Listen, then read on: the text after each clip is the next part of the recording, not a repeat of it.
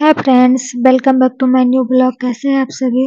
आशा करती हूँ कि सब लोग बहुत अच्छे होंगे और मैं भी ठीक हूँ।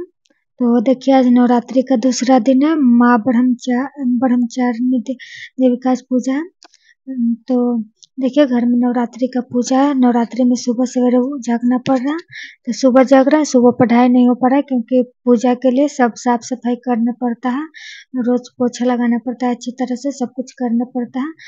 तो नहीं सुबह में भोर में पढ़ाई हो रहा है। तो पूजा होने के बाद 10 बजे पढ़ने के लिए बैठते हैं। 9-10 बजे काम खत्म हो जाता है तो पढ़ने के लिए बैठते हैं।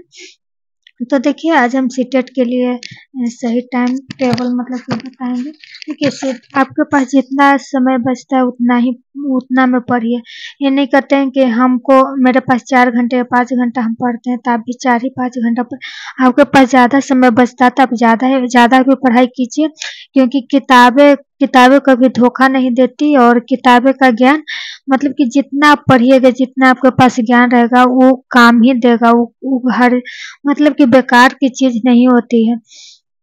तो आपके पास जितना ज्यादा समय है उतना ज्यादा आप किताबें के साथ बिताइए।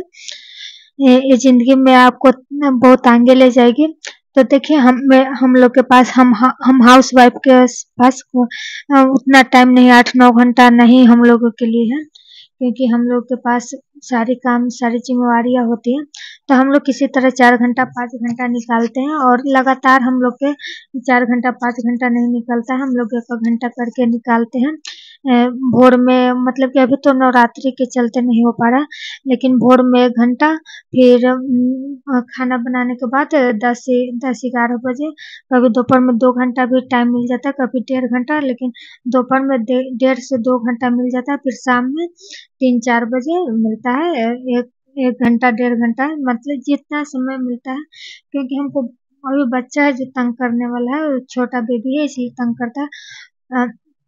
तो ये परेशान करने लगता है, तो इसको मतलब कि अथी करने में थोड़ा टाइम, लेकिन 1.5 से 2 घंटा दोपहर में और 1-1.5 घंटा शाम में मिल जाता है। और फिर ये रात को सो जाते हैं, उसके बाद 1.5-2 घंटा दम आराम से मतलब कि 4-5 घंटा हम लोग निकाल लेते हैं। अगर आपको मतलब कि मेरा रूटीन जो बताएं पढ़ने का, अगर ये अच्छा लगता है तो आप फॉलो कर सकते हैं, और नहीं अच्छा लगता है तो आप अपने अनुसार कीजिए, क्योंकि सबके घर की अलग अलग अलग अलग सिस्टम मतलब कि अलग अलग होता है। सबका एक जैसा नहीं होता है। तो आपको जैसा मतलब कि समय मिल रहा है आप वैसे पढ़ाई कीजिए। तो देखिए, अभी मैं हिंदी पढ़ रही, हिंदी में अपठित गद्यांश पढ़ रही थी। अनसीन अनसीन वाला, अनसीन क्या तो इंग्लिश में था। तो अनसीन पैसेज, हाँ अनसीन पैसेज था।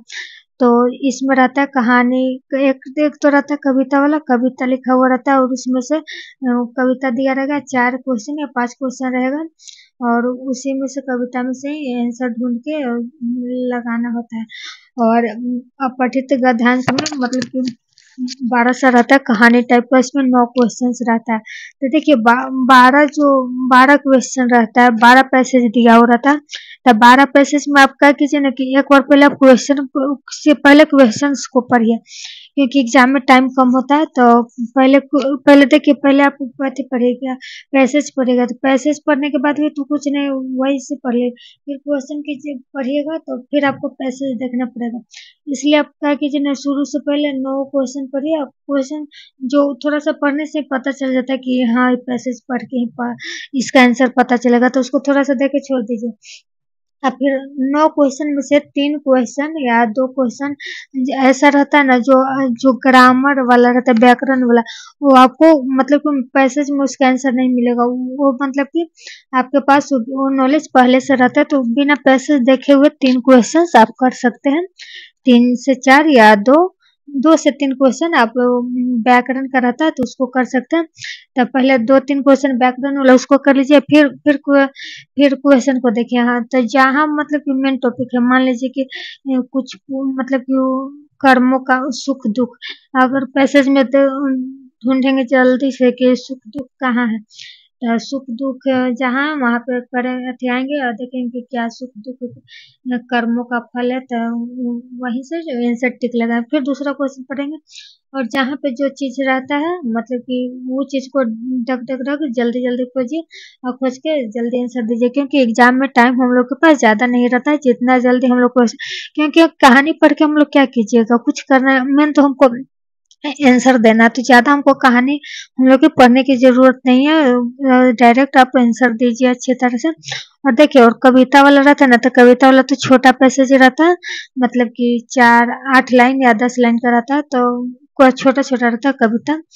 तो उसे आप पहले कविता को पढ़ लीजिए और उसके बाद आंसर का ढूंढिए, क्योंकि उसमें 4 ही क्वेश्चन रहता है, तो उसमें कोई दिक्कत, 4 क्वेश्चन में भी एक आध क्वेश्चन व्याकरण का रहता ही है।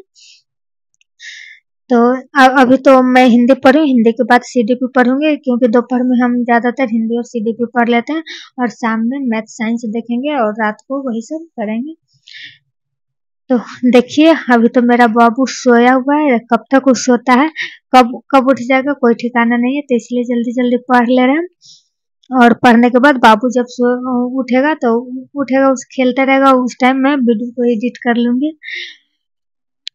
तो देखिए, एक बार तो पैसेज को हम पढ़ ले रहे हैं और पढ़ने के बाद क्वेश्चन को ढूंढ रहे हैं, ढूंढ के टिक लग रहा है। अब हम दोबारा में मिला रहे हैं कि मतलब कि कौन कौन क्वेश्चन सही हुआ, तो जो सही हो रहा है वो ठीक है, जो नहीं सही हो रहा है उसे फिर से एक बार हम रिवाइज कर ले रहे कि अच्छा यहाँ गलती हो गया, इसका आंसर यही होगा, सब ठीक है। तो इस तरह से आप लोग भी कीजिएगा। हिंदी को मतलब कि आसान समझ के छोड़ मत दीजिएगा, क्योंकि हिंदी इतना भी आसान नहीं होता है, क्योंकि हर सब्जेक्ट में प्रैक्टिस की ज़रूरत होती है, बिना प्रैक्टिस का कुछ नहीं होता है। तो हिंदी कितना भी मतलब कि लगता है कि हम लोग का तो मातृभाषा है, हिंदी तो आसान चीज़ है, आसान चीज़ नहीं होता।